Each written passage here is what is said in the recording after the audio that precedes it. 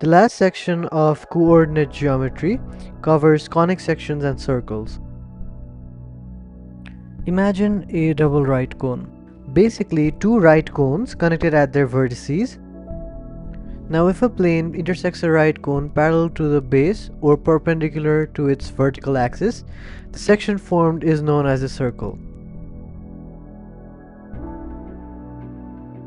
Similarly, if a plane intersects a right cone parallel to its generator, the section formed is a parabola. And for reference, the generator is basically the curved, slanted surface of the cone. Using this condition of parallelism, the angle made by a plane parallel to the generator basically makes an angle equal to the semi-vertical angle of the cone by corresponding angles, and this is another definition of the parabola.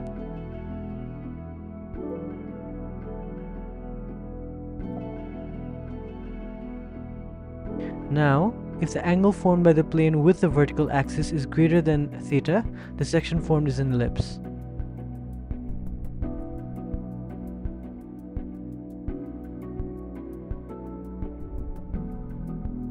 And conversely, if the angle formed by the plane with the cone is less than theta, the semi-vertical angle, the conic section formed is a hyperbola.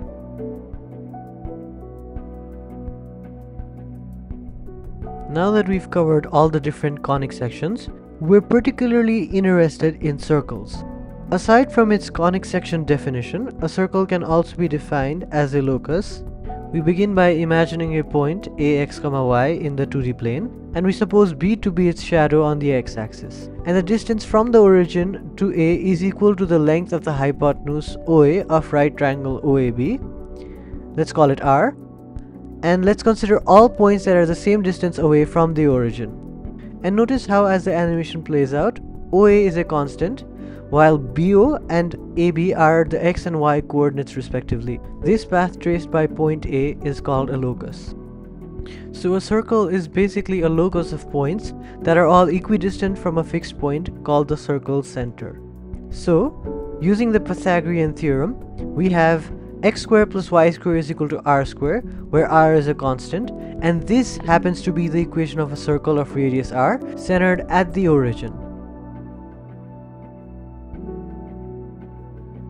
Now for a circle that is centered at some point other than the origin, suppose C, H, K, the equation of this circle will be x minus h whole squared plus y minus k whole squared is equal to r squared. We deduce this using the distance formula, which basically follows from the Pythagorean theorem.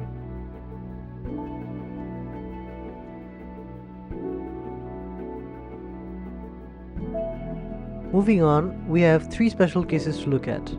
Firstly, the equation of a circle that is touching the y-axis. Now, if the y-axis happens to be tangent to the circle, the radius of the circle will be equal to the x-coordinate of its center.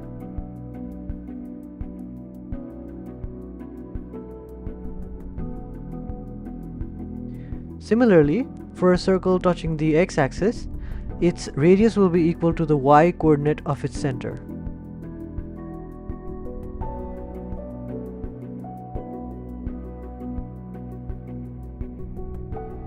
Finally, if a circle touches both coordinate axes, the circle's radius, its center's y and x coordinates all will be equivalent.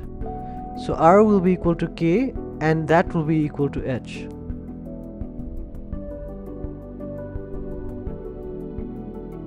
Now what if we were to expand the standard form of a circle's equation? We would get something like x squared plus y squared plus some constant times x plus some other constant times y followed by a constant term, and this would be in the form of x squared plus y squared plus 2gx plus 2fy plus c is equal to 0. And by comparing, we'll get h is equal to minus g, k is equal to minus f, and r is equal to h squared plus k squared minus c. And if we were to replace h and k with minus g and f respectively, its center would be minus g comma minus f, and its radius would be root under g squared plus f squared minus c. Lastly, we have the diametric form of a circle's equation.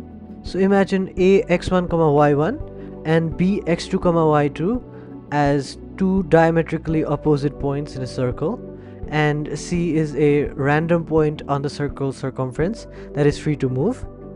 By the property of inscribed angles in semicircles, the angle made at C will always be a right angle. So the product of the gradients of segments AC and BC will be -1. This basically follows from the perpendicularity condition of two lines. And after some algebraic manipulation, we get the diametric equation of a circle to be x minus x1 times x minus x2 plus y minus y1 times y minus y2 is equal to 0.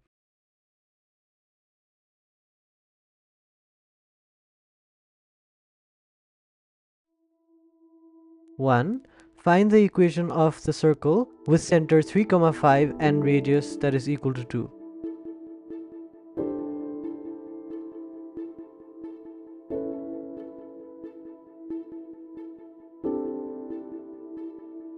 So the center h, k is equal to 3, 5. We plug in for the values of h, k and r into the standard form of the equation of a circle, and after simplifying, we get x squared plus y squared minus 6x minus 10y plus 30 is equal to 0. 2. Find the equation of the circle with center 5, 3 and touching the x-axis.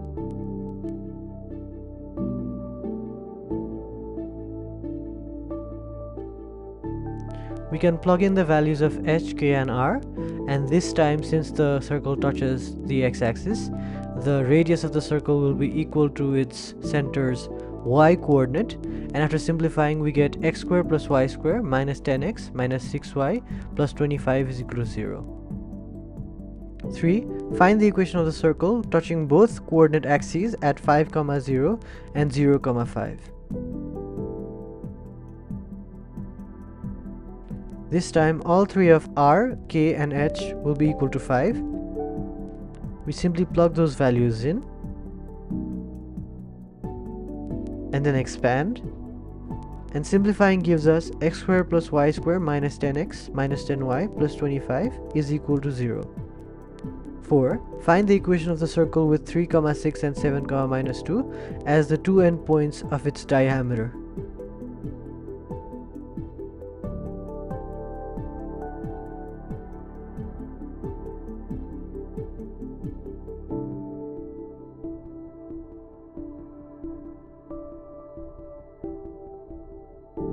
This time we pull out the diametric equation of a circle. After plugging in values, expanding and simplifying, we get x squared plus y squared minus 10x minus 4y plus 9 is equal to 0. 5. Find the equation of the circle passing through A, B and C. And we're given the coordinates of A, B and C as 3, 1, 1, minus 1 and 3, minus 3 respectively. We suppose OH, K as the center, and since OA and OC are both radii, their squares will also be equal, and simplifying we get K as -1. However, notice that this time the h minus 3 whole square terms cancel out in both the LHS and RHS. In some cases you might get two simultaneous equations by equating the three radii, or rather their squares, and following this we get h is equal to 3 and -1. So the circle center happens to be at 3, -1. We can then calculate either of OA square, OB square and OC square to calculate R square. Plugging in and simplifying we get x square plus y square minus 6x plus 2y minus 12 is equal to 0. 6. Find the center and radius of the given circle. So we're given an equation, but we can't straight away compare this to the general form.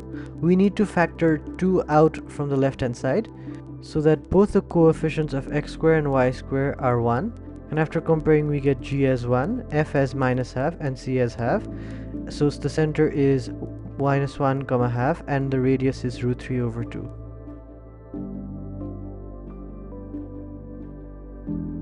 7. Find the equation of the circle passing through 4, 1 and 6, 5 having its center on the line 4x plus y is equal to 16. So suppose the center is h comma k.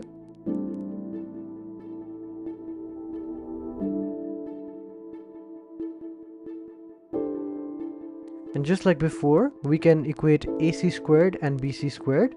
And after expanding and simplifying, we get an equation in terms of h and k.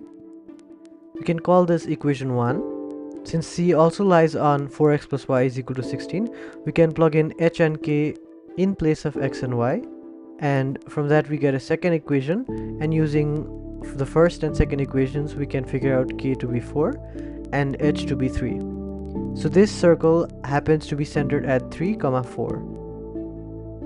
We can figure out the radius using the distance formula again, and after plugging in h, k and r, simplifying and expanding, we get x squared plus y squared minus 6x minus 8y plus 15 is equal to 0. 8. Show that circle x squared plus y squared is equal to 36 and x minus 6 whole square plus y minus 8 whole square is equal to 16 touch externally. So let's call these two circles omega 1 and omega 2.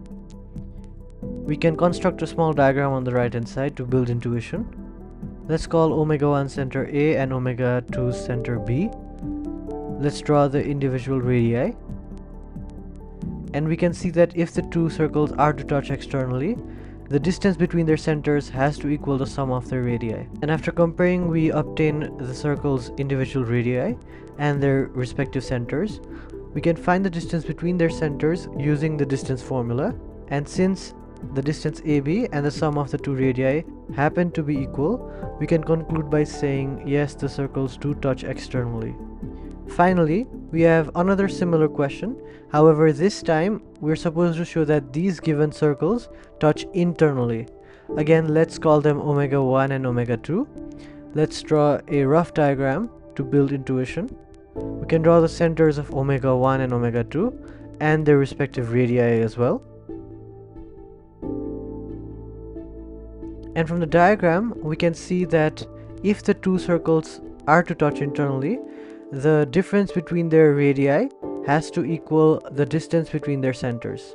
And again, after comparing and acquiring R1, R2 and their respective centers, we can figure out the distance AB.